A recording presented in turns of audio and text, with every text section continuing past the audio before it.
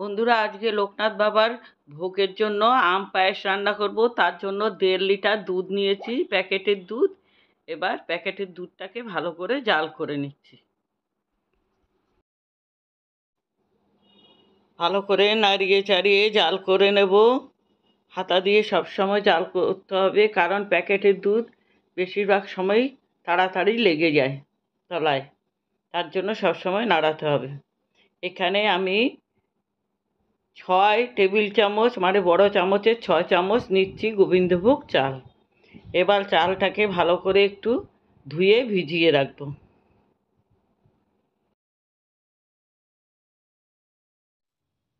ভিডিওটা স্কিপ না করে পুরোটা দেখবেন। ভালো লাগলে একটা লাইক করবেন, কমেন্ট করবেন। আমের পায়েস এর আগেও আমি বানিয়েছি, কিন্তু কোনোদিন দেখাইনি। আজকে ভোগের জন্য বানাচ্ছি। এখানে 2টো হিমসাগর আম নিয়েছি, ছাড়িয়ে কেটে পেস্ট করে আনছি মিক্সিতে। দুধটা ফুটে গেছে, আরও 10 মিনিটের মতো ভালো করে ফুটিয়ে ঘন করে নিয়ে তবে আমি চালটা দেবো। চালটা এক্ষুনি দিচ্ছি না, যেহেতু আমি চালটা অল্পই নিয়েছি।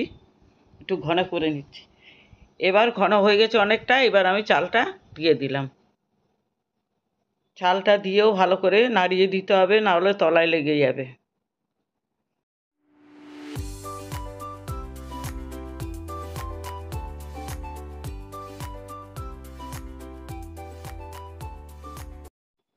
এখানে আমি কিছুটা কিশমিশ আর কাজু, ভাঙা কাজু নিয়েছি, বড় কাজুকে কেটে ছোট করে নিয়েছি।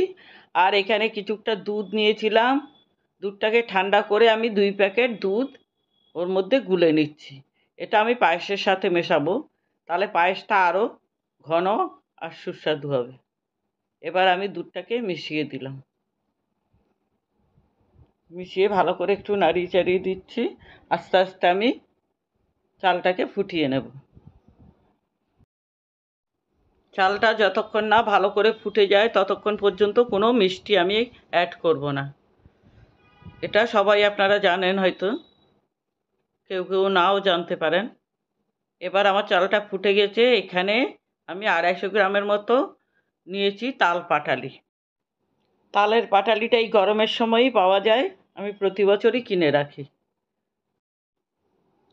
তালের পাটালি দিলে হয়তো আমের স্মেলটা একটু কম হয়ে যাবে, তবু কিছু করার নেই। যেহেতু আমি আগেই ঠাকুরের নাম করে এই পাটালি গুড়টা এনে রেখেছিলাম, তাই দিলাম।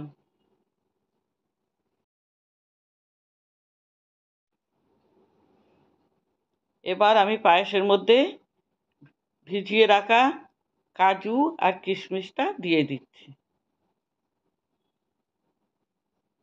এবার ভালো করে আবার একটু নাড়িয়ে চাড়িয়ে নিচ্ছি। গুড়টা এখনও পুরোটা গলেনি, গলিয়ে নিচ্ছি। আমি কিন্তু এই গরম দুধের মধ্যে, পায়েসের মধ্যেই সবসময় পাটালি গুড় দিয়ে থাকি, কোনো সময় কেটে যায় না।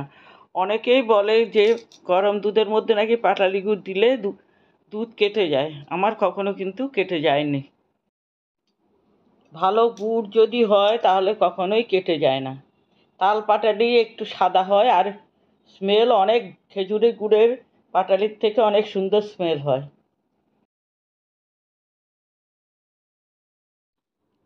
পায়েসটা এবার পুরোপুরি হয়ে গেছে। ঠান্ডা হলে যখন আর একটু ঘন হয়ে যাবে তখন আমি আমটা মেশাবো। যেহেতু আমি আমটা জাল দিইনি, কাঁচা আমি মেশাবো।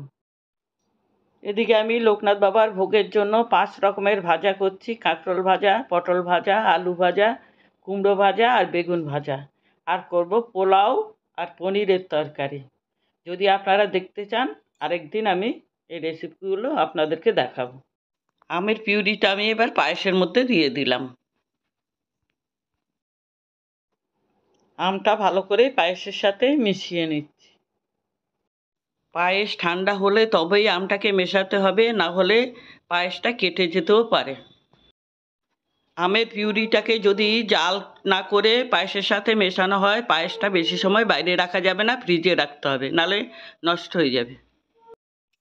ভোগের পরে এই পায়েসটা যখন আমরা টেস্ট করলাম, দেখলাম অসাধারণ একটা টেস্ট হয়েছে। আমি ভেবেছিলাম পাটালি গুড়ের জন্য হয়তো আমের স্মেল আসবে না, কিন্তু এই পাটালি গুড়ের স্মেল আর আমের স্মেল মিলিয়ে একটা অসাধারণ স্মেল হয়েছে, টেস্টও অসাধারণ হয়েছে। আজ তবে এখানে রাখছি, ফিরে আসবো অন্য কোনো রেসিপি নিয়ে। ধন্যবাদ।